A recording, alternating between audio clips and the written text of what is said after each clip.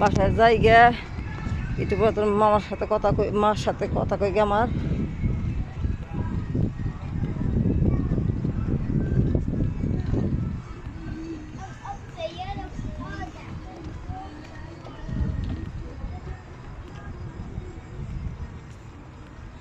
এই ফুলগুলা কিন্তু কাগজ কেটে কেটে বানাইছি।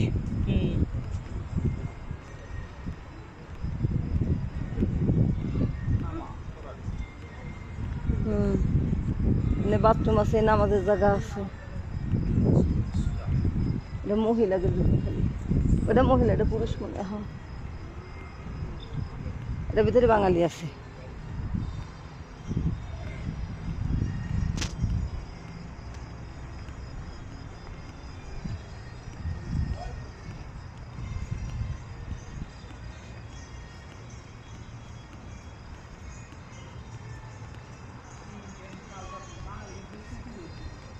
বাংলাদেশের অনেক জানলা কাটে দেখা যায় না।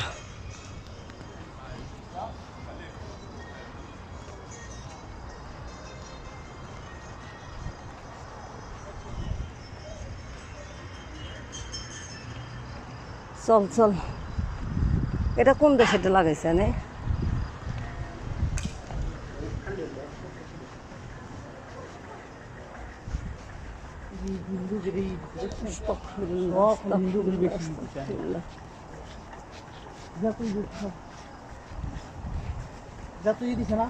ভিতরে দেখছেন ইন্ডিয়ান কালচার দিচ্ছে সব।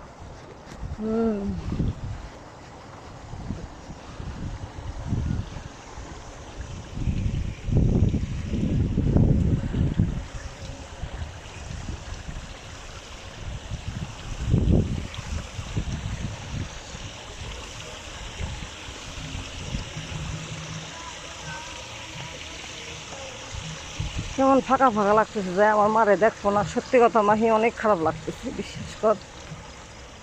আমি তোমার কাছে বলছি। কেন তুই আমাকে বোকার মতো কথা কস কেন?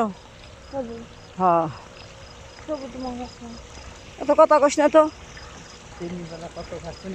তাহলে নানি নেমে শুইস। হ্যাঁ, 3 ঘরের এসি চলাই আমরা। কয়েক জায়গা রাখছি বুঝছেন খেলা। ওই যে আমি বাসা ভাড়া মানে লোক হলি একজন কয় তোমাকে 2 ফ্যামিলি, আমি 2 ফ্যামিলি, আমাকে ফ্যামিলিতে একা। হ্যাঁ হ্যাঁ হ্যাঁ, আরো আমরা চাই কোনো ব্যাপার না। আবার একজন কয় কি তোমাকে রুমের ভাড়া কত, 3 জন মিলিয়ে দেবো। আমি অত ইয়া না, এক রুমে 500 টাকা ভাড়া। আমি আবার বলছি কি 3 জন মিলিয়ে দে আমাকে। কারেন্ট বিল যা আসবে সেটা সমান সমান। হ্যাঁ, আমরা ভাড়া কত দেবো সেটা তো আপনার দেখার বিষয় না। আর না একজন কয় কি এরকম হলি 3 রুম কত আসছে, আমি ওই হিসেব করলে কি আপনার এসি নষ্ট হইলো, আপনার পানির মোটর লাইন নষ্ট হলো, তাইলে আপনি দিবেন সবাই মিলে দেবো। না না না, 3 রুমের ভাড়া খুব 1000 টাকা।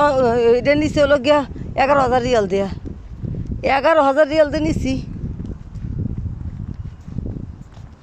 আমি কইছি আমাকে, আমি আবার 10,000 টাকা পড়ছে আমাকে, আবার এমনিতে আরো 500। তাহলে রান্না করি কর লাগছে। ওটা বসে, আমরা বসে বা ওটা দেখার দরকার নেই। আপনি রুম নিলে নেন 500 টাকা, না নিলে না। ওরা একদিন কিছু জানাবেন। আরে রিপনি আমার দিবে চাইছে। না আমরা কয়েকদিন করে রাখি দিই।